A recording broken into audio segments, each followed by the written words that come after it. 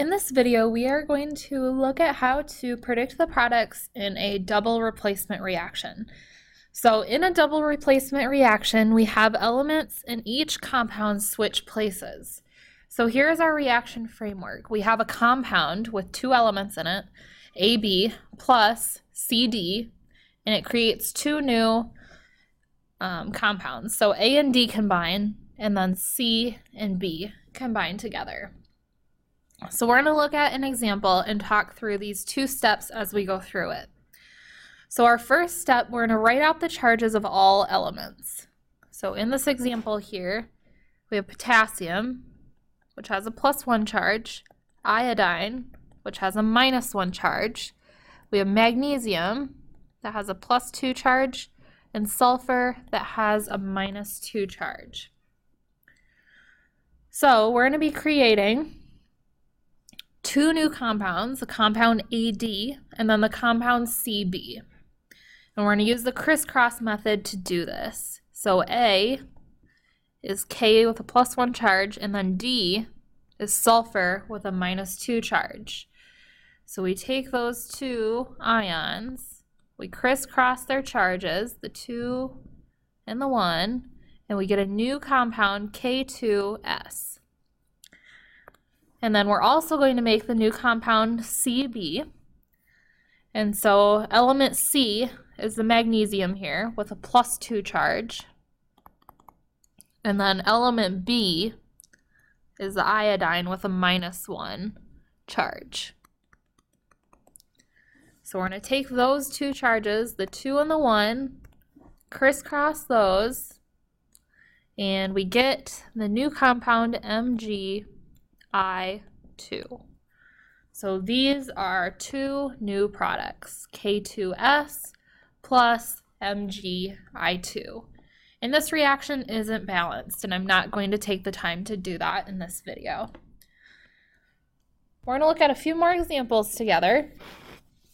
I'm going to first start by labeling the AB and then the C and the D in this reaction, because that's going to help us as we make our new compounds.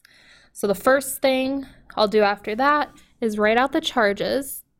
So sodium has a +1 charge, bromine has -1 charge, calcium has a +2 charge, and then chlorine is -1.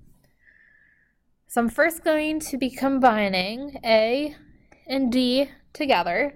So we can see they have equal and opposite charges. That means I can just stick those two ions together to make NaCl.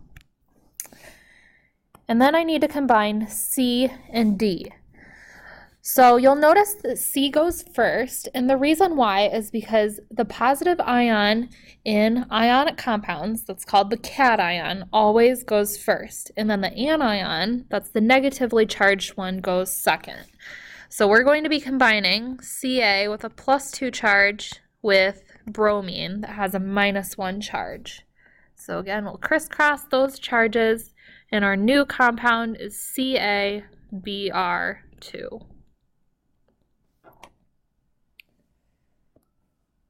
So in our next example, again, I'm going to write out AB plus CD, and then write out the charges on each ion.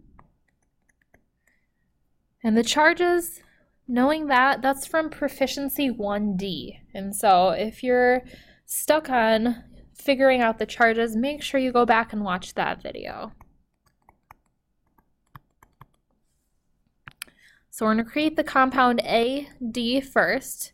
So we're combining those outside ions, and we'll crisscross the charges to make MgCl2.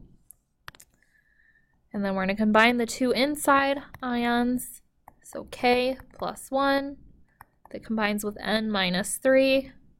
Crisscross those charges, the 3 goes down by K, the 1 will be next to the nitrogen, so we'll have K3N. And again, these two reactions that I just went through are not balanced. We're going to look at two last examples. These two are a little bit more challenging because they have polyatomic ions. We're going to start by labeling what A, B, C, and D are. So in these two examples, since we have polyatomic ions, we're going to keep that all together and say that that is element D. So first thing that we'll do after that is list out the charges on each of our ions.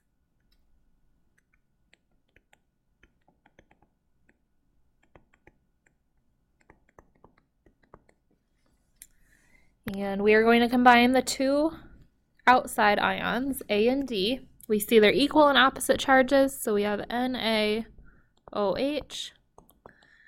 And then we have C and B that combine together. So Fe with a +2 charge, crisscross that with Br -1, and you get FeBr2.